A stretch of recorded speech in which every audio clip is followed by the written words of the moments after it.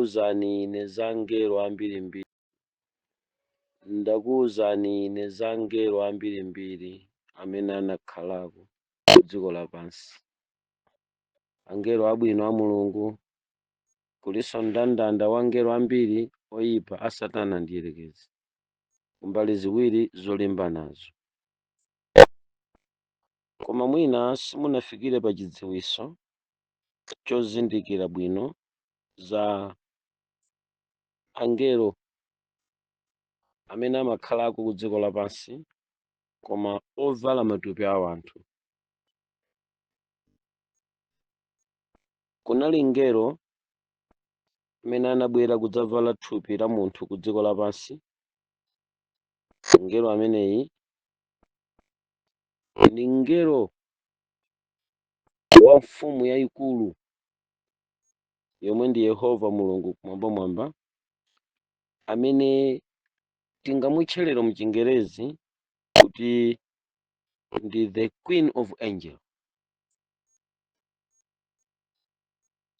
Iyeyi ndi ngelo koma amene anadzaonekera mthupi la munthu ku dziko lapansi. Ngelo ameneyu amatchedwa kuti Jophiel. Jophiel ndi dzina lachikazi, ena amati Josephina, kaena amati bwanji, koma ife tinamvapo nkhani ya ngelo otchedwa Jophiel. M'buku la Enoki m'machaputala ena amafotokozera kankhani kamene kadafotokozedwa ngati ulosi za chimene chidzachitike ngelo Jophiel akadzabwera ku dziko lapansi kudzakhala chotengeramo cha mwana wa Mulungu. Kuchokera m'buku la Enoki amafotokoza za maonekedwe a ngelo okhala mthupi la munthu amene Jophiel adadzavala thupi la munthu ku dziko lapansi pokhala kuti iye ni ngelo wamkulu, ngati pamene panabadwirapo Yesu Khristu kubweranso ku dziko lapansi kuti Mulungu akhale pakati pa anthu, kapena kuti mfumu yayikulu ya angelo ibwere in a human form, kunena Yesu Khristu. Sayiwale Mulungu wanga kuti zimene timaphunzira maaudio enawa tinayikamo kufotokozera za ngelo wamkulu mu audio yoyamba imene tinapeza kuti Yesu Khristu ndi mfumu ya angelo, timafotokoza choncho. Koma kufotokozeraku sikunalekezere pa njira, ndinapitirira kuzamira za kuti Yesu indani. Tinampeza kuti ndi wolamulira amene waonekera mu zigawo zitatu, ngati mwana ku dziko lapansi, ngati ngelo wamkulu, komanso ngati tate amene wabwera kuzaonekera ngati Mulungu pakati pa anthu. Anabwera bwanji Yesuyi ku dziko lapansi kudzabadwa? Anadzabadwa mthupi la munthu, koma mmene baibulo limafotokozera ngakhalenso zimene achipembedzo cha Satana ankatifotokozera ife pofotokozera za Yesuyi kuti ndi ndani, kuti tizindziwa bwinobwino kuopsa kwake, amatigonjetsa chifukwa nanga tingachite bwanji kuti tizichita deceive anthu asamazindikire mphamvu za mfumu imeneyi, kuti ndiye mwini mphamvu kumwamba ndi dziko lapansi zili m'manja mwake. Ndi mmene adatiwuzira mafikidwe a iyeyi ku dziko lapansi. Satana manena kuti kubwera kwa Yesu Khristu ku dziko lapansi anadzafika mthupi la mzimayi, amene mzimayi ayenera kutenga dzina la ngeloyo limene linkatchedwa kuti Dina. Dina kapena kuti Jophiel ndi zofanana, koma atabwera ngelo uyuyu kudzavala thupi la Dina mu dzina lomweli la Jophiel kapena kuti Dina, makolo ndikumpasa dzina la ungerolo kuti Jofielo kapena kuti Dina. Anthu amene analipo podzalemba baibulo kuchosa buku la Enoki pampani wa mabuku a baibulo anafuna kubisa chinsinsi cha mzimayi uyuyu otchedwa Jofielo kapena ngelo mthupi la munthu otchedwa Jofielo amene ndi Queen of Angel wachikaziyo amene Yesu anabadwira mwa iye. Anachosa dzina limeneli ndi kutisiyira dzina la Mariya kuti ameneyi ndi amene atakhale amayi ake a Yesu. Mbiri imene ndikuyamba kufotokoza pamene papayi ndifuna ndikuwuzeni kuti sadali Mariya koma anali Jofielo kapena kuti Dina malingana ndi mmene anafotokozera m'buku la Enoki. Mariya ali ndi tanthauzo lake. Dzina la Mariya likuchokera milungu yoyera imene anthu aku Spain, Italy, Portugal ndi mayina ena ankayikhulupirira. Ndipo dzina lakuti Mariya limachokera ku Mariamu koma ini akati Mary muchiroma chawocho ndikuti amamutcha kuti Marius. Marius ndi nyenyezi ya kunyanja, mwanjira ina ndi mfumu ya pamadzi, queen wa kumadzi amene anapembedzedwa kwa zaka zambiri kumbuyo ankatchedwa kuti Mariya. Koma kuchokera ku dzina lomweli lakuti Mariya limene ndi Mary limene adatenga amayi ake a Mulungu, ankapembedzedwa adi Mariyayu ngati mulungu wamkazi pakati pa a Spain, Ataliana ndi anthu aku Portugal. Yesu asanabadwe musayiwale kuti kumbuyoko anthu aliko ku dziko lapansi. Akhristu musamaganize kuti munthu anayamba Yesu atabwera. Munthu sanapezeke ku dziko lapansi, munthu wakuda ngakhale kuno ku Africa sitinakhaleko Yesu atabwera. Africa yakhala ilipo more than 300 years kumbuyo. Africa ilipo 3000 years. Africa ilipo choncho kale kwambiri kumbuyo. Yesu kulibe ndi kumene Mariya alipo kale. Koma Mariya imweyu mukapita ku mayiko aluya anamutengera dzina limene analitenga ku Chiyuda, limene Ayuda mukati Mariya amanena kuti Mariyayo ndi Mariamu. Chifukwa chake mumapeza kuti Asilamu amagwiritsa ntchitonso nawo mayina ambiri a Chiyuda, ndipo Chisilamu ndi khazeni wake wa Chiyuda. Komano kumeneko mukatengereno mayina mukalipeza kuti amanena kuti Yesu Isa bunu Mariam, kaya ndi Isa binti Mariam, zimatanthauza kuti obadwa kuchoka kwa Mariya. Now iwowa akamayang'ana Mariya kapena kuti Mary amakhala akulemekeza milungu yayikazi yoyera ya ku Chikatolika.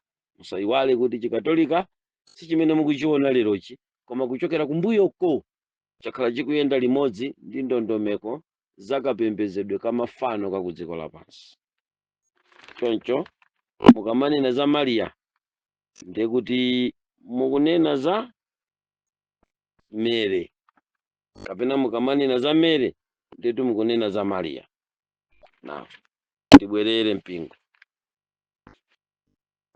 Maryyu ndi dzina limene akatolika anagwirizana mu nthawi imene amasuntha buku la Enoki kuti amene ambereke Yesu atenge dzina la Mary amene ndi Mariya timamumva leroyi. Koma the word Mariya ili ndi zotanthauzira zitatu zabwino, phatikizapo Mariam, the marine daughter, the marine kingdom.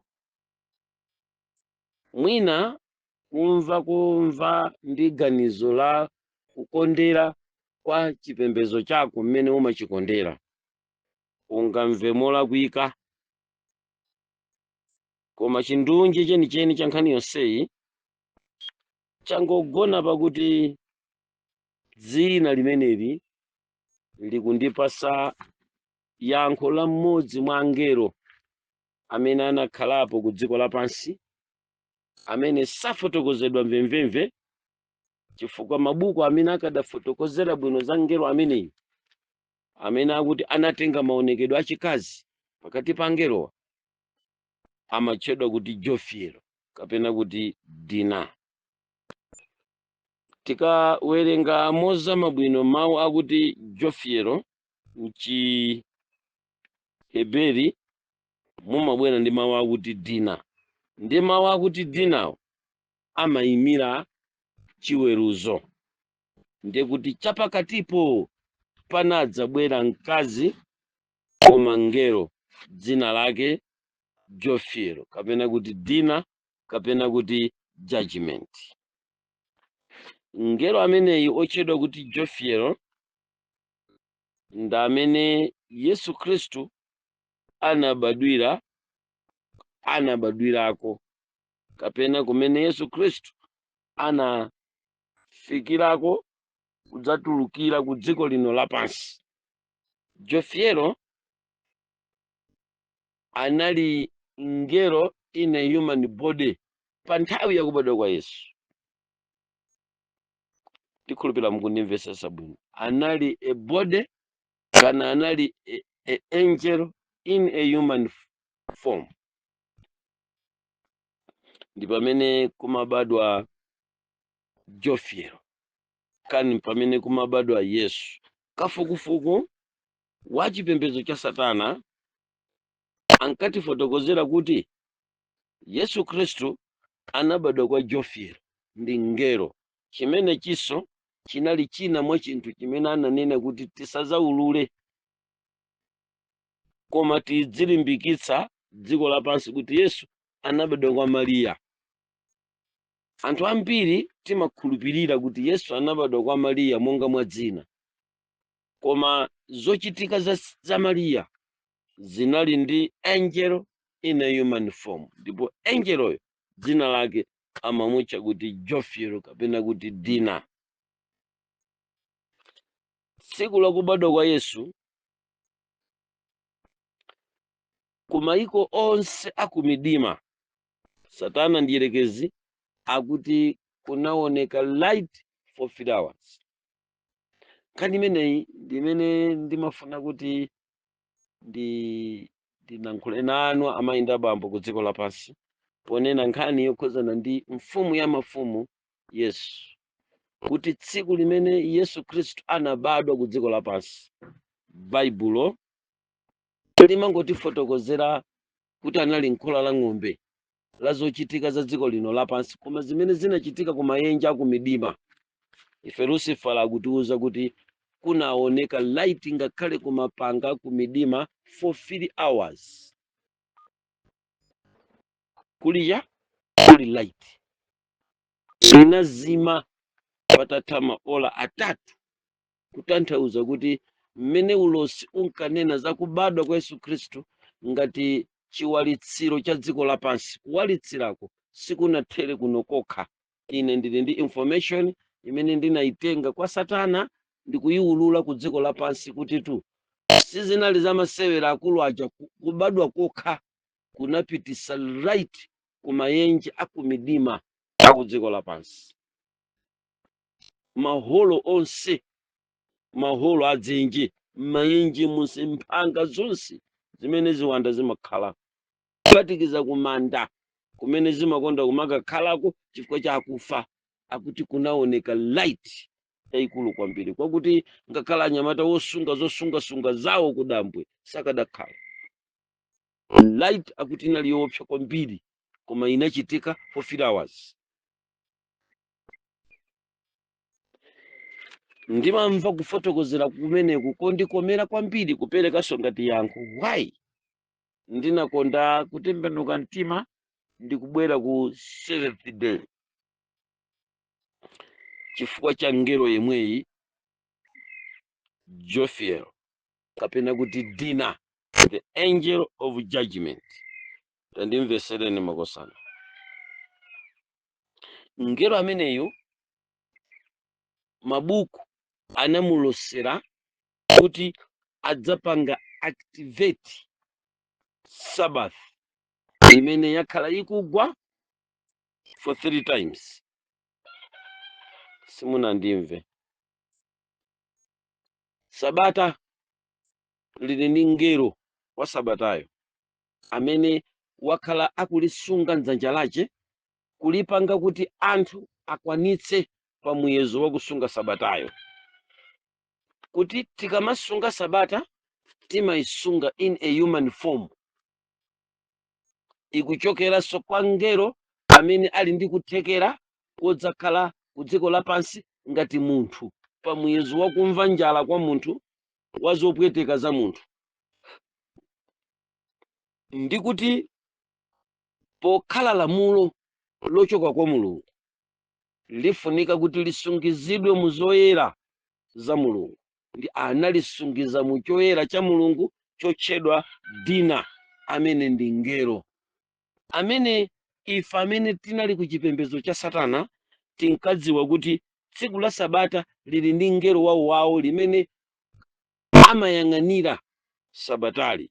Ndi akunena kuti sabatali mwaulosi umene umapezeka m'mabuku amanena kuti sabata limeneli lidzagwa katatunso lidzauka. Chifukwa ku dzina lakuti Jophiel kapena kuti Dina kwabisala the word judgment. Kotero kuti mukamayang'ana mayendedwe a tsiku la Sabata amayenda limodzi ndi chiweruzo cha dziko lapansi. Nkhani imeneyo mulongo wanga pa Zambia ngakhale ku dziko lonse lapansi ni nkhani yosausa kwambiri yodzutsa makutu kuti munthu akamvetsere mwachidwi kwambiri. Ngati unagona tadzuka. Jophiel kapena kuti Dina ndiye the origin ya Mayi Mariya. Tanena kuti Mariya ndi dzina limene it's a Latinic name.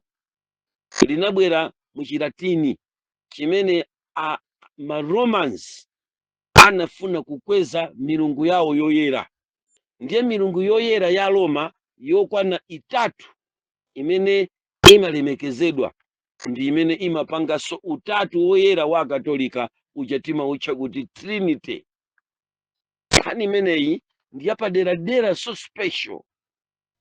Now kambaka kuti milungu iyi yotchedwa Mary, milungu yoyera ya Latini awawa ya Giriki awawa anayiphatikiza pamodzi ndi kupanga mayi wa Mulungu, mayi wa milungu.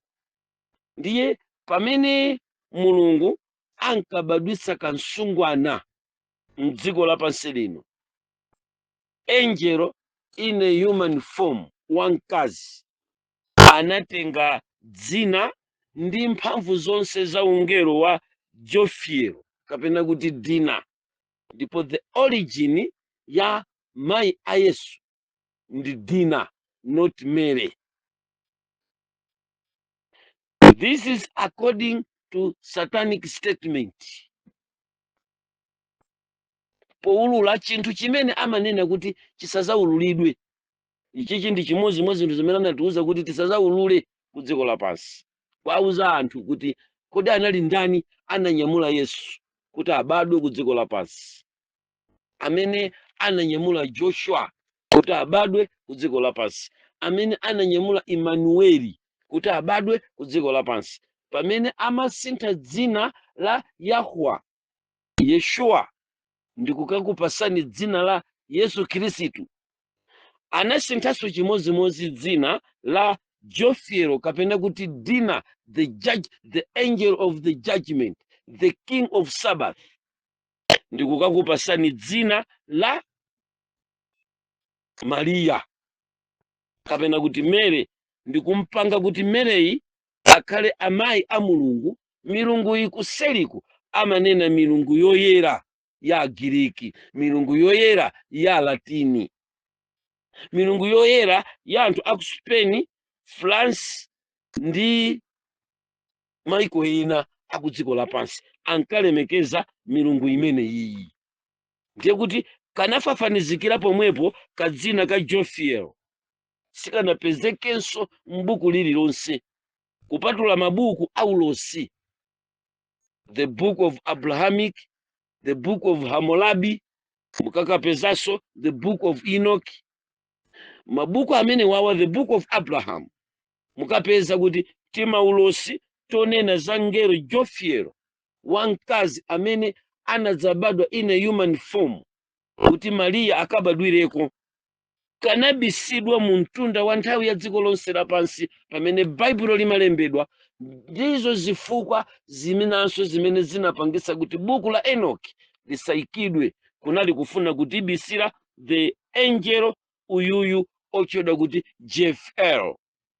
Mukamanena kuti Jefiel, amakupasani umulungu wa Mulungu kumwamba.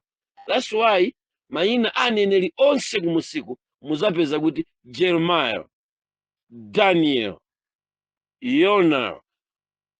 Eloyi amayimira umulungu umene anzathu awawa opembeza Satana ku dziko lapansi anadana naye, ndi kufuna kuti m'malo mwake pakadzina kamene kaka pabwere dzina lina, achose Elo wakumwambamwambayi akuyikireni wina. Ndikukuyankhani chemwali aku Zambia, nanena kuti nikubwera ndipo nibwera ndithu, nubwera ndithu, nifika manje nikulangula nanu ineyo, nibwera manje pa Lusaka zakambisana vinandi kamvera. Ndiye kuti Jofiel part 2 ya ntchito za ngelo amene yuyu amanena kuti Jefieloyi paika amayang'anira 53 legion, zigawo 53 za ntchito za ngelo ku dziko lapansi zimachitidwa lu ndi ngelo amene amachedwa kuti Jofiel, kapena kuti Dina, the angel of judgment. Ku ntchito zimenezozo amanena kuti Dina ndi amene analosera mwaneneri kuloseredwa kuti Sabata lidzagwa katatu lidzaukanso katatu, ndipo ananena kuti likadzauka kachitatu Sabata mudzakhala kuti Dina judgment. Likadzagwa mukadzaliona likugwedera Sabata kuti likupita kokagwa, muzazindikire kuti tikulowa mu season ya Dina, the judgment angel. Katatu. Ndiye kuti mulungu wanga pamodzi ndi anthu ena amene mungamvere pati yosirizayi imene ndikufotokozerayi, ndikufotokozerani kuti anthu nonse amene mumapanga underestimate nkhani yokhuzana ndi tsiku la Sabata, ndikumaliyikira mavesi, ndikumalipepusa, ndikumapanga izo ndizo, muli monse mmene mungaonere, koma mukachimvesesa chinthu ichi muzapeza kuti nchifukwa chake ine ndinachita nanenso mosamalira kuti ndithawire kwambiri ku nkhani ya ku Sabataku, chifukwa kuli ngelo wake kumene kuku amene ali ndi zofotokozera zitatu zakuti Sabata linagwa, lidzagwa katatu, lidzaukanso katatu. Kugwa koyamba kunathera mu 1844, linagwa nkudzuka, linazagwa nkuzadzuka mu 1844. litagwa mu 1844 litadzuka sabata mu 1844 mkatikati mwa mamelenium a 2000 analosera kuti sabata limeneli lidzagwanso. Ndiye zizindikiro zakuti sabata limeneli lidzafuna kugwa ndi zimene mudzidzafika mu nyengo imene kudzachitike imene ikutchedwa kuti National Sunday Law, the destruction of the Sabbath day, imene tsopano lero tikungoimvera apo ndi zakuti Jofiero kapena kuti Dina, the angel of judgment, analosera zimenezi m'mabuku amene anachotsedwa mu baibulomu zakuti masiku akumapeto tidzakhala kuti tafika ndendende masiku akuukanso kwa sabata limene lidzakhale kuti likugwa. Mukamawerengera masungidwe a sabata kuchoka mu 1844 malingana ndi ulosi ochokera ku buku la Danieli, muzapeza kuti kumapeto kwakeku uku sabata licha likuoneka ngati likufowoka, linapita likafowoka. Kufowoka kwakuti silinayambe kuletsedwa kuti anthu asalipembeze, koma olisungawo anayenda pakulekerera, pakutayirira mfundo zina zolipanga sabata lija kukhala lamphamvu, kotero kuti takhala tikuyenda mu nyengo yakuti sabata likuoneka lakugwa. Pakati ponsepo lifika pa chimake penipeni gawo losiriza lakugwa ndi kuuka kwa sabata pamene tilowe mu National Sunday Law. Jofiero m'mabuku ake komanso ngelo amene Jofiero pofotokozera m'mabuku amene ndafotokozawa Abrahamic, mukayang'ana mu mabuku a Hammurabi, mukayang'ana mu zolemba za Enoki, mukapeza kuti akunena za kugwa kosiriza ndi kudzukanso kwa sabata kosiriza. Zimayenda chimozimozi, pamene likugwa limayenda kuti lagwa, likayenda pang'ono sabata limadzadzuka. Kotero kuti mukamamva za National Sunday Law ndi kugwa komanso komweko kukhala kuuka kwa sabata limeneli. Chichitike ncha akaletsa kupembeza kwa siku la sabata ndi kulimbikitsa kupembeza kwa siku la Sunday, ndi pamene mbali ya kumanzere sabata lidzikhala kuti lagwa, koma mbali ya kumanja ndi pamene muzipeza kuti sabata likhala kuti likuuka, chifukwa mmene mulikalengezedwa ndi mmene mupezeke osunga sabata oona amene ati avomere kuphedwa, kumangidwa ndi kuzunzidwa. Amenewo malingana ndi ulosi wa mabuku amene sali m'baibulomu akamafotokozera za ngelo uyu Mariya uyuyu otchedwa Jofiero, amene ndi amayi yake a Yesu Khristu, amene anadzabwera in a human form. Kapena ndinene kuti Jofiero ndi mzimayi amene timamutcha kuti Mariya.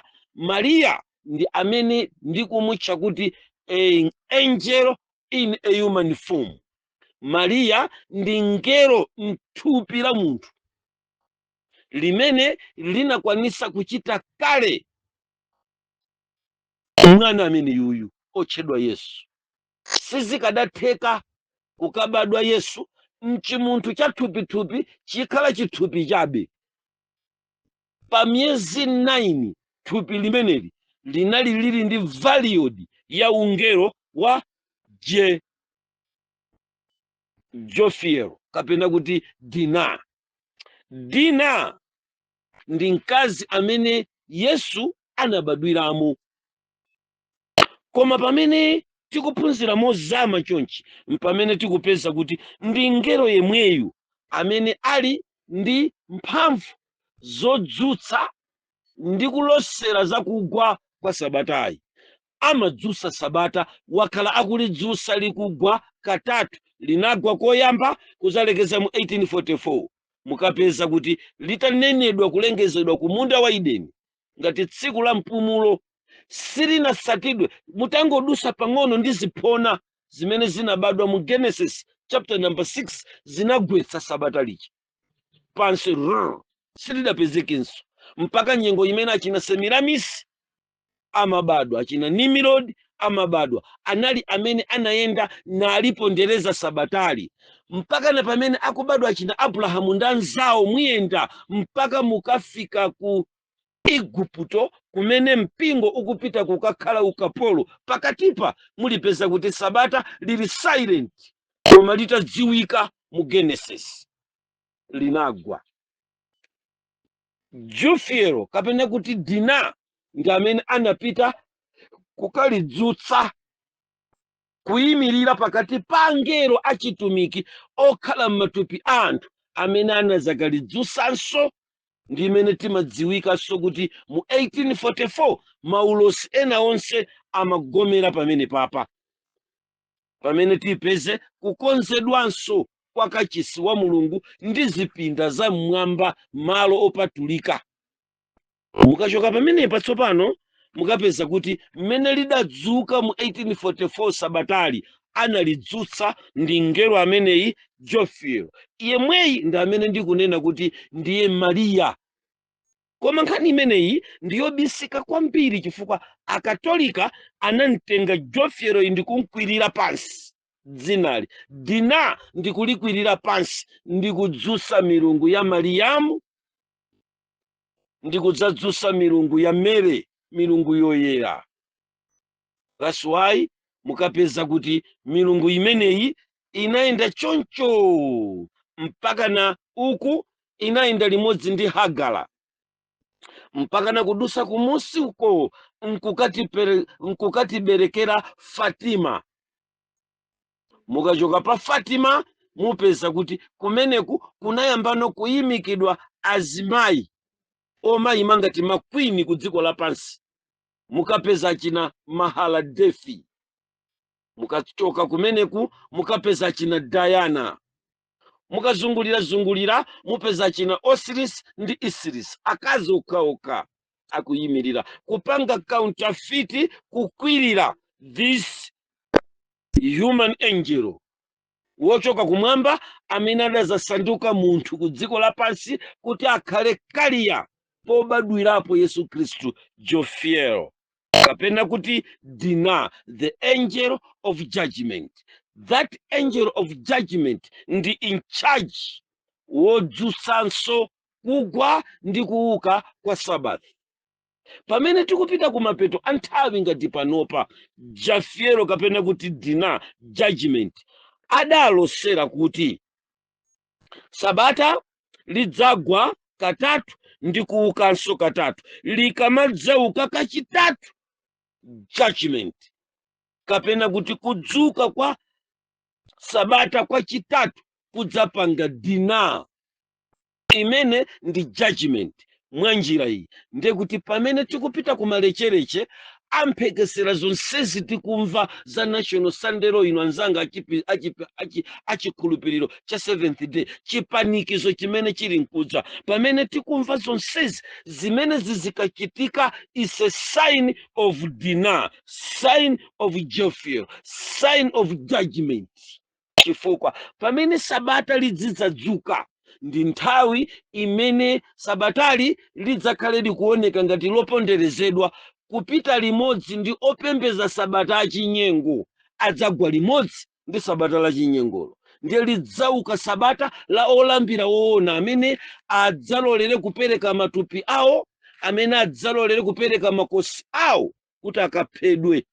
These angels ndi amene tichite nawo muwamve koma mophiphiritsa pa buku la Chivumbulutso chapter number 6.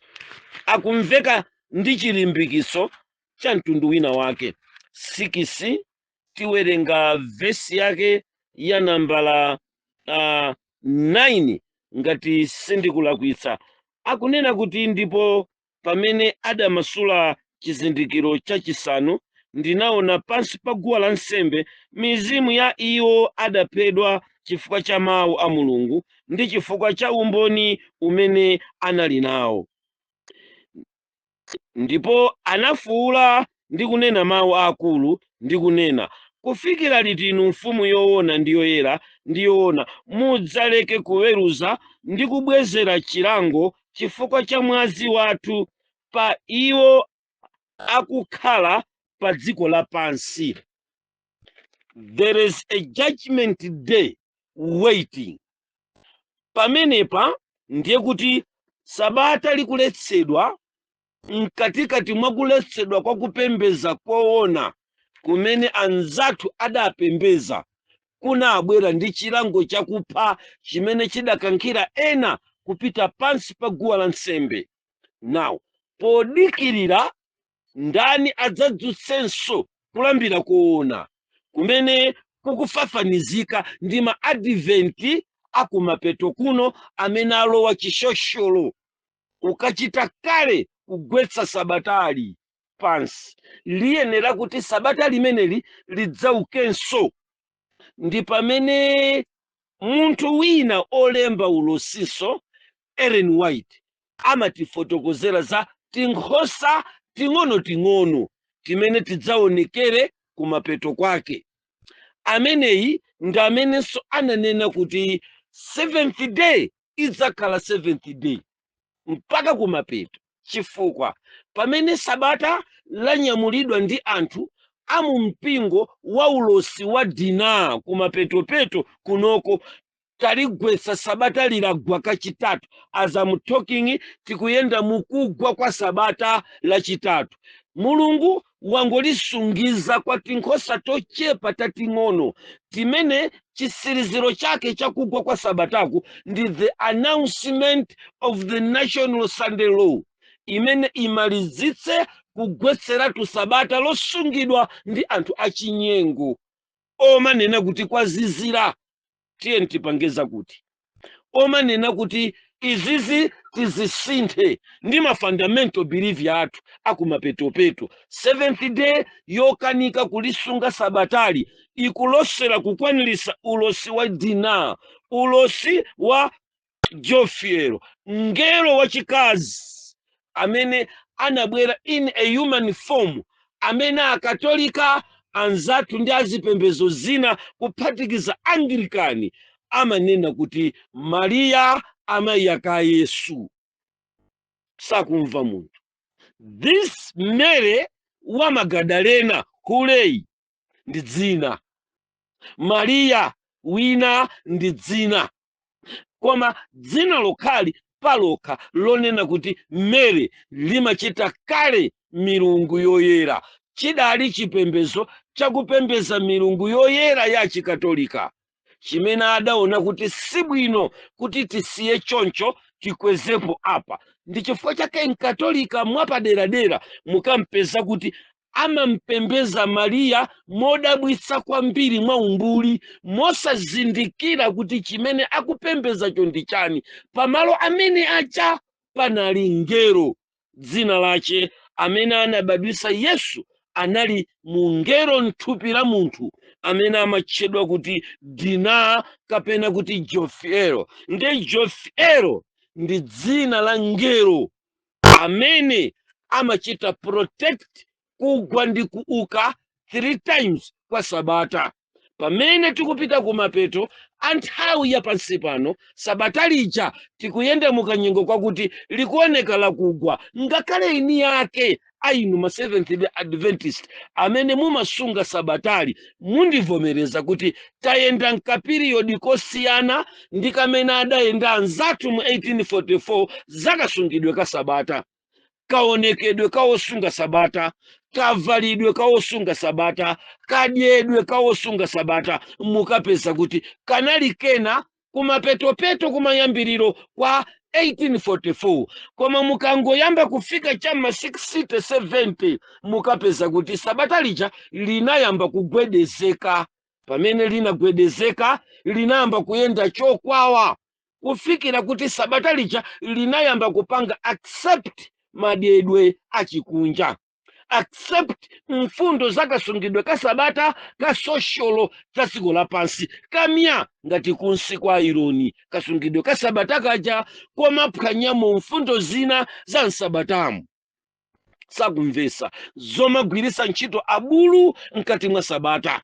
sakumvesa munthu, koma gwirabe ntchito mkati mwa sabata, koma panga zinthu zina zake mkatikati mwa sabata lomwelo. Tikuyenda mukanyengo kakuti ulosi ucha wakwaniritsidwa. Now kumapetopeto Jofiel kapena kuti Dina, the angel of judgment, the keeper of Sabbath, the chief keeper of Sabbath, akunena kuti kumapeto kumene koko lidzaukanso sabata lija. Maukidwe aka sabata limeneli adzayenda bwanji? Lidzachitidwa hodi with the holy pillar, pilala ya mpingo wa kumapeto, amene Ellen White powona kapilala kamene koko kamene kadzadzuse sabata ndi kuyipanga hodi mu nyengo ya chisauso, akunena kuti tinkhosa tating'ono.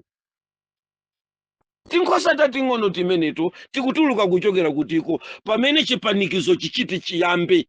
Chikayamba chipanikizo, ena agwidwa nalolera kugwidwa ndi kulandira zilango, koma salitaya sabata.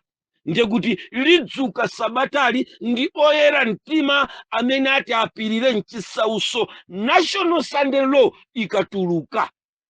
Ndiye kuti tikhala ndi magulu awiri, gulu lomalizitsa kugwesa sabata ndi pamene gulu lina lizidzutsa sabata limene. Kagulu kamene kamene kakati kayimirireka kadzayimirira malinga ndi kufotokoza kwa ulosi, amanena kuti kadzadzuka siku la nambala 7, pa phiri la nambala 7, pa utumiki wa pa nambala 7, limene phiri limene lolo m'mabuku amenewo anatengamo Yesaya chapter la nambala 2, nkhani zosausa. Yesaya chapter number 2, nkhani yosausa, imene ndi nkhani koma yosausa kwambiri. Chapter number 2 cha Yesaya, Yesaya chapter number 2 akunena mawu, akunena kuti nyumba imene yoyo, kunena that little nkhosa, tinkhosa ting'ono. Nkhani imene iyi ndi nkhani yogwira mtima kwambiri. Tate wanga, bambo wanga m'busa angafotokozere bwino nkhani imene iyi. M'bale wanga thanga limodzi, undithandizire kufotokoza za mapalagalafu amene analembedwa m'mabuku olembedwa ndi Ellen White, amene anafotokoza za tinkhosa tating'ono takumapeto. Andifotokozere tate wanga ameneyi amafotokozera bwino, anandiphunzitsa bwino nkhani imene iyi. Mungayimvesese bwino, koma pano muimve mtundu wina. Tamverani, akunena kuti mawu amene Yesaya mwana wa Amos anaona onena za Yuda ndi Yerusalemu. Verse number 2, ndipo padzakhala masiku osiriza kuti phiri la nyumba ya Yehova lizakhazikika pa nsonga ya mapiri, ndipo lizakwezedwa pamwamba pa zitunda, mitundu yonse izasonkhana kumene koko.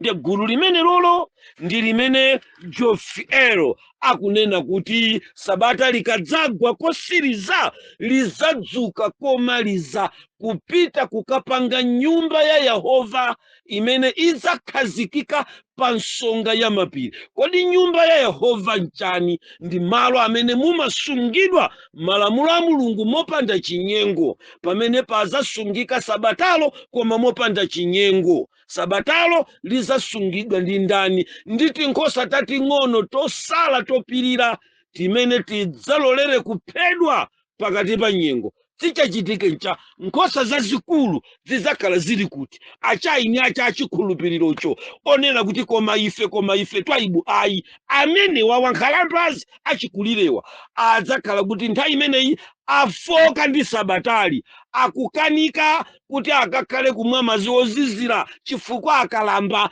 ayamba kumafuna matiyi mnyengo ya sabata. Idzakhala nkhani yosausa kwambiri.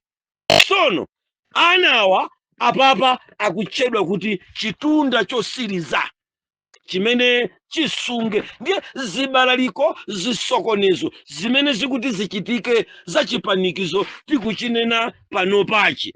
Tikulosera kuti sabata lokugwa katatuli likudzuka sopano. Mmene mukumva chilengezo cha National Sunday Law ndi kudzuka kosiriza kwa sabata. The holding pillar, the holy pillar, amene achite support kudzutsa the holy sabbath atuluka mchisauso chachikulu, otuluka mchisauso chachikulu mpaka na Yohane akulankhula mawu. Gulu limene lolo limapezeka pa chapter number 7.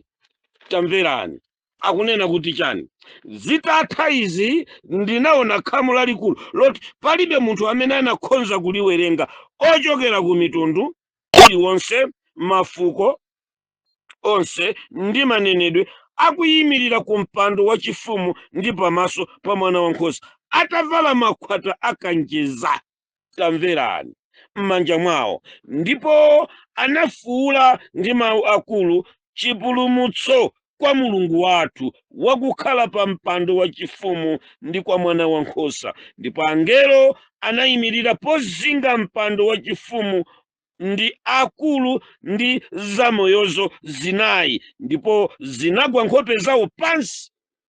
Limodzi anyamata inu ndi ndani ndi mpingo wa kumapeto osiriza, umene Dina akunena kuti ndi ngelo amene adzadzutse limodzi sabata kosiriza, likuuka sabatali koma kosiriza, likupita sokokagwa komaliza.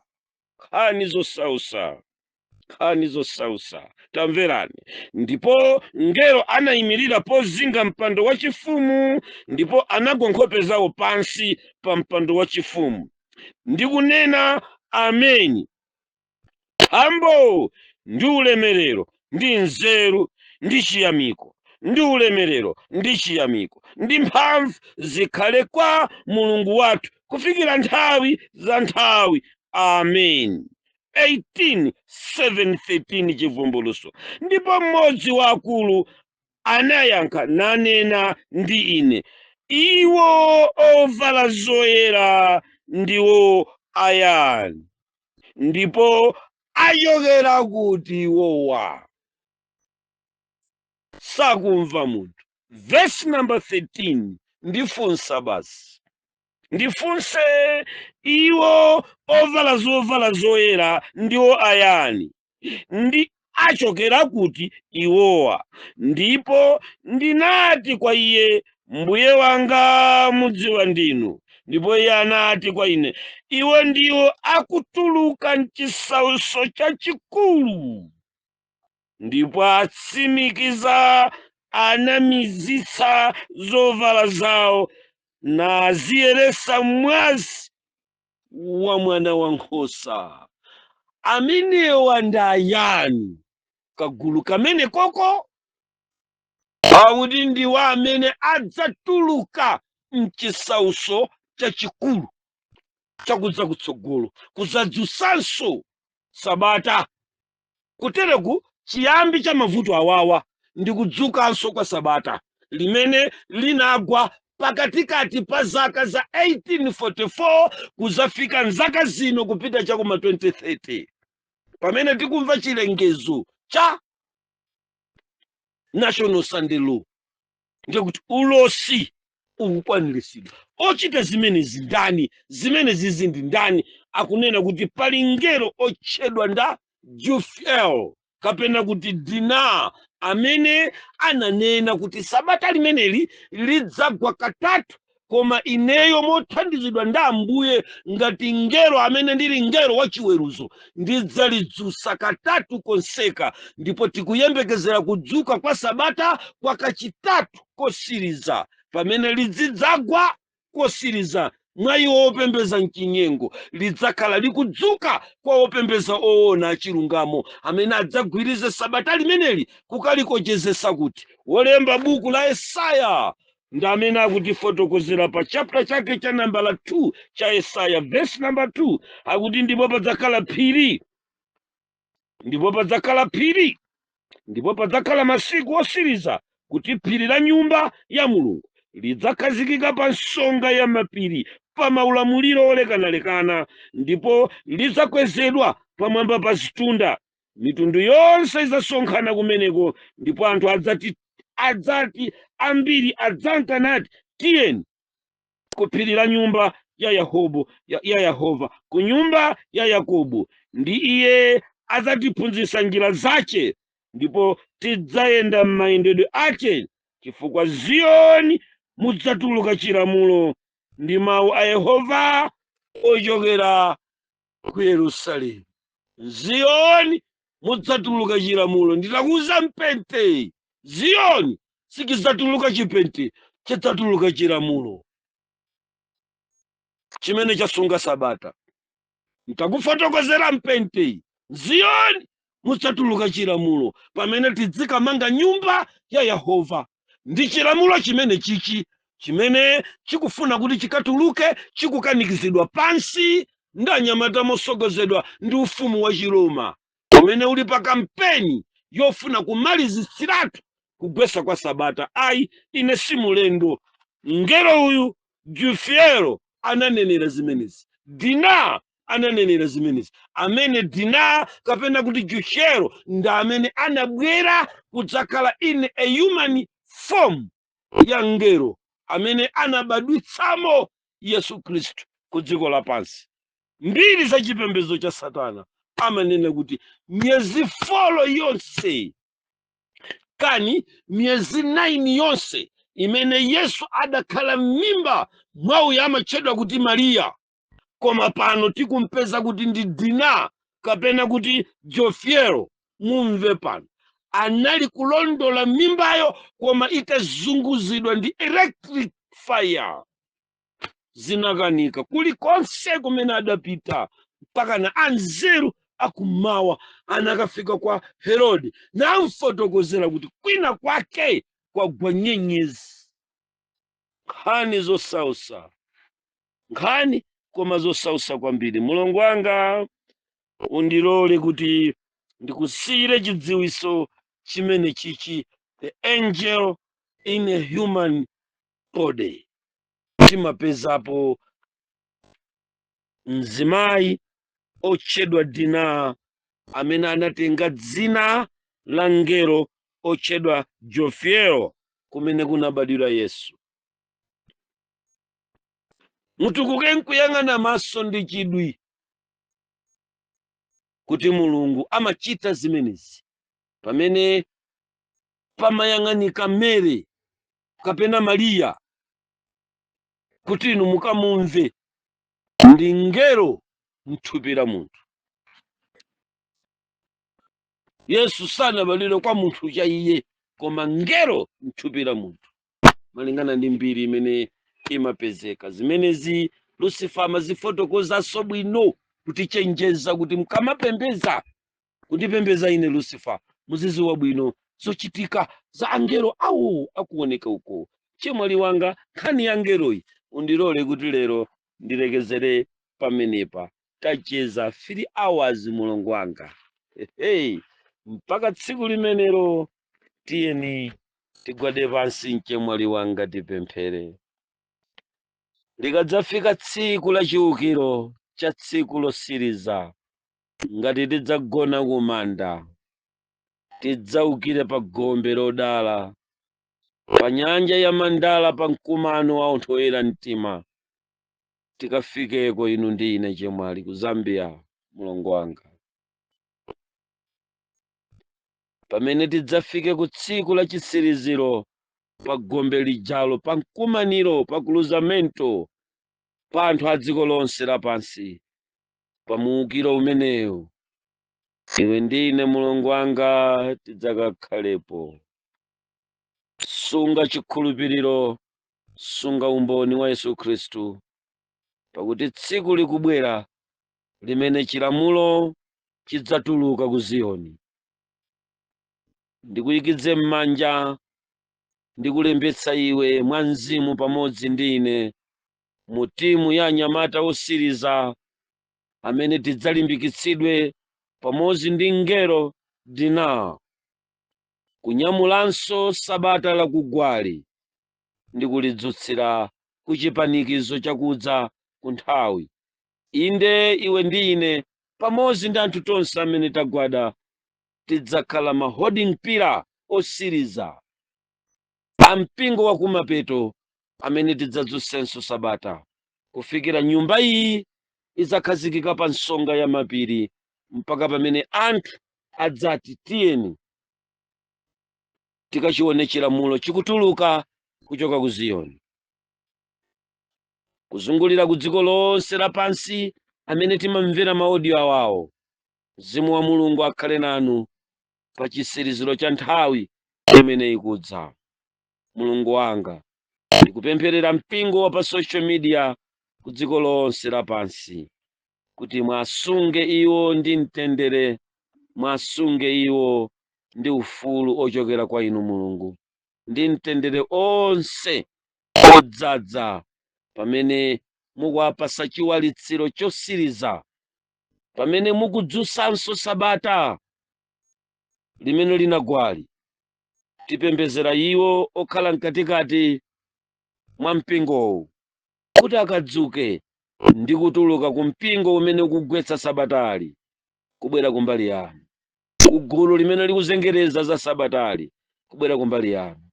Tiyende limodzi ndi Jofiel, tiyende limodzi ndi mngelo wanu Dina, mngelo wa chimaliziro, pakuti mwalonjeza kuti pamene muzidzadzutsa sabata kosiriza kachitatu mudzakhala kuti mukuyika chiweruzo ku dziko lapansi. Zayiza Ambuye zimveke m'makutu mwa ife mosatseka, m'makutu momveka bwino, na mutithandize mbuyanga. Sungani mpingo wanu, mundisungenso ine pa phiri lino la mbindikiro mpaka tsiku limene ndidzatulukapo nditazibisa pamaso panu. Muchite ndine mpaka tsiku lonse la masiku a zaka za moyo. Mutichitira chifundo mkati mwa zolankhula, mukhululukira awo, mukhululukira inenso.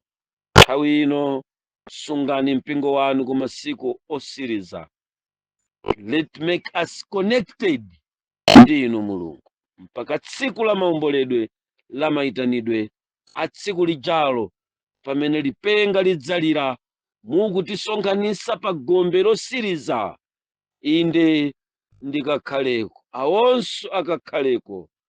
Nalifunso Ambuye, sindidziwa mulongo ujayo kodi adzakhalako, sindidziwa iweyo mchimwene kodi udzakakhalako, sindidziwa iweyo mkulu wachikulire kodi tidzakakhalako, kalamba ndachisozera ndachichepere kodi tidzakakhalako. Tsopano anena Ambuye, idzani, inde kuti tikapumule kuzolemesa. Amen.